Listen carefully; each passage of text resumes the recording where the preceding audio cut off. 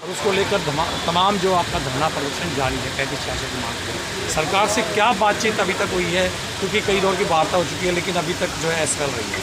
तो ये कब तक इस तरह का रहेगा कि आम लोगों को भी परेशानी हो रही है, उनको लेकर के भी क्या आप लोगों ने सोचा है? जी बताइए अपना नाम। नमस्कार सर, मैं आपके चैनल के माध्यम से बताना चाहूँगा कि मैं करण सिंह CWS महासचिव, जो ये हड़ताल 27वें दिन की चल रही है, इसमें क्लैरिकल वर्ग का कहीं पे भी कोई कसूर नहीं है। ये जो हड़ताल जारी करने का कार्य किया सिर्फ और सिर्फ सरकार ने किया। हमने अपने तथ्य रखे, A to Z बात उनके सामने रखी, लेकिन उन्होंने कहीं पे भी व्यवहारिकता नहीं दिखाई। जब तक हम चाहेंगे, जब तक सरकार चाहेगी, जब तक स्ट्राइक चलेगी। तो बिल्कुल लगातार स्ट्राइक जारी है और कह रहे हैं सरकार ने कहा कि हम जो है इससे आगे नहीं कुछ दे सकते। उन्होंने ऐलान कर दिया नो वर्क नो पे का, जो जिस तरह से आप नो वर्क नो पे का हमें कोई डर नहीं है, क्योंकि जब काम पेंडिंग होगा तो काम भी हम नहीं करेंगे। 1 महीने के अंदर जो भी काम पेंडिंग हो, जब भी हम जॉब पे जाएंगे, बकाया काम जो बचेगा वो काम भी किसी और से करवाना पड़ेगा। हम जिस डेट से वेतन लेंगे उसी डेट से काम करेंगे।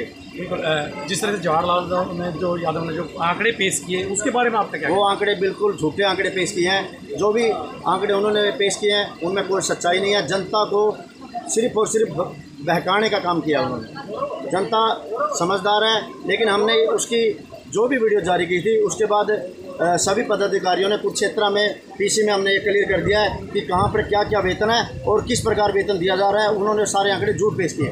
कई जगह पर ऐसी बात सुनने को आई है, कई जो कलरफुल ने ज्वाइन कर लिया है, घमाना की बात तो इस तरह की बात है, 1-2 जगह की और भी आई है, तो इसको लेकर ये सरकार बिल्कुल झूठ बोल रही है। ये रिटर्न में आंकड़े गए हैं सरकार के पास, किसी भी जिला के आंकड़े कम नहीं गए, 100% आंकड़ा गया है स्ट्राइक। तो आगे क्या रणनीति आप लोगों? आगे की रणनीति हमने तैयार कर ली है। जहाँ पे भी हमें हमारे साथियों का अनिश्चितकालीन धरना है, ये तो उठेगा नहीं, लेकिन आगे की रणनीति हमने लिखित में 5 दिन का या 6 दिन का प्रारूप तैयार कर दिया है।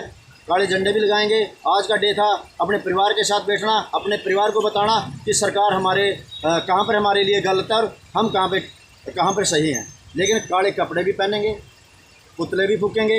अगर सरकार नहीं मानती है तो हर प्रयास करेंगे। तो लगातार धरना आपका आंदोलन जारी रहेगा।